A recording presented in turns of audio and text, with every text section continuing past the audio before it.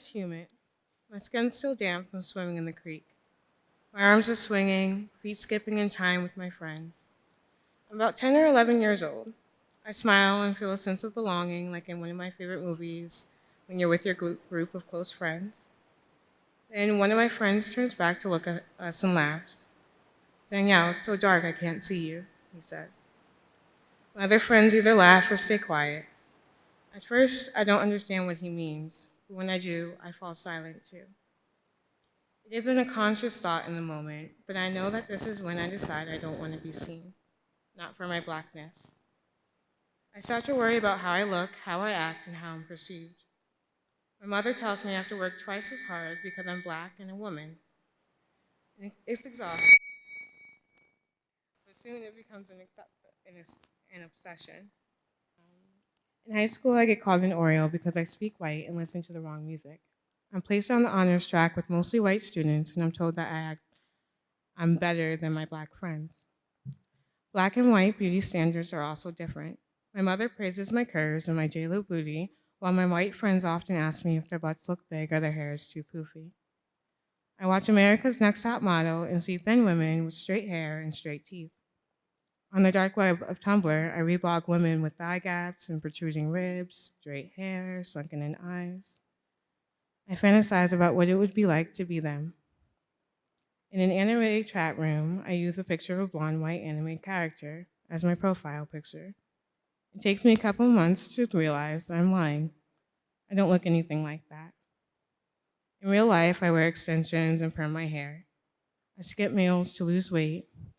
The first day of high school, after I starved to lose almost 30 pounds, my friends say, "You look so good." At 99 pounds, I've achieved my original goal, but I still feel like I take up too much space. Ultimately, I want to disappear. I meet Caitlin online. She's bulimic and self-harms like I do. The cutting helps us control the pain of overwhelming emotions. It's the intense shock of that pain, cutting into the flesh and drawing blood, that distracts from the feelings we can't handle. I feel like she's the only one who understands. We starve together, compare our calorie intake, offer support on the days when we feel weak. We promise that we'll get better together. Don't die on me, Kate. We can do this. I tell her too many times. Her grandmother sends her to mental hospitals, deletes her accounts, takes away her phone, but she always finds a way to talk to me again, texting me from new numbers, messaging me from new blogs. The last time I speak to her, she's with an early, 86 pounds and 5 feet 11 inches. And then when I'm in 11th grade, Caitlin disappears. I have no way to contact her and no last name to look up. I searched for her for a year and I can't find her. Just like that, she disappears. I decide I will not disappear like Caitlin. A friend brings me to a yoga studio. The teacher is black. It's a very diverse and authentic yoga studio. And doing yoga makes me feel better. I spent a month at a yoga retreat in Nepal, training to become a yoga teacher with other American trainees. We practice yoga 3 times a day, and 3 times a day eat the same meal of rice, dal, and roti. Eating is difficult for me at first. I cry a lot, and everyone in my group is supportive. They are like a family to me. I realize that I'm eating with people who genuinely care about me, and that this food is meant for me to eat. I begin to take up more space in my own body. One day, we all walk an hour to buy ingredients for a chocolate cake. We make the cake and everyone eats it. The workers at the retreat eat the cake, even I eat the cake. That was a very good day. Returning from my training in Nepal, I stopped practicing yoga 3 times a day and fall into a really bad depression. In the middle of my hopelessness, I meet Ryan. He tells me, "You need to breathe." He just sits there and breathes, so calmly and deeply that I have to breathe with him.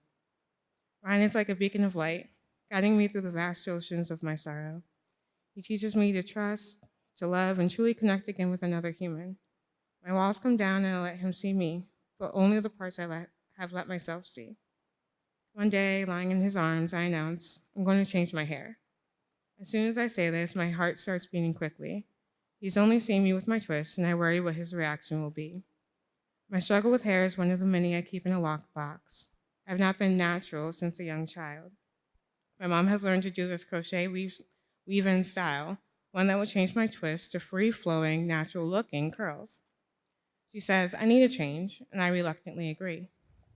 Ryan smiles. Yeah? I'm excited, I lie, and he agrees. But when it's done, he doesn't like it. His hands awkwardly pass my weave of ringlet corals. It's so big, he says. I don't know if I like the fake curls, he says. Why don't you go natural? How do you wash that anyway? His words sink me to the pit of my being. Now the box is open, and I'm bombarded with flashbacks. The white customers when I worked at ShopRite asking the same questions, making the same statements in condescending tones. How long does that take? It can't be all yours. How do you wash it? Can I touch it? I don't get why my hair seems so exotic to them. Haven't they seen other people wearing these styles? I feel like a spectacle, an animal at the zoo.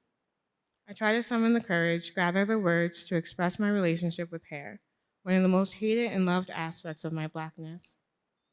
I see Ryan as another white male who will never understand me. All the love we share, and he will never understand. I remember his statements about being colorblind and wonder how he sees me. Did he forget I was black? Did my disappearing act work better than I thought? Don't shut down on me, he says. My friends told me this would happen, that he would not understand. It's ingrained, they said, implicit bias. They tell me, your new style makes you look more black, that's his problem. You just got comfortable and forgot you were black. You're putting up a wall, he says, and I was. Weeks passed before I remembered my decision to be seen, to be true. One night over dinner with Ryan, I opened the box. I say, you asked me to go natural, but you don't understand this is a battle I have to get through.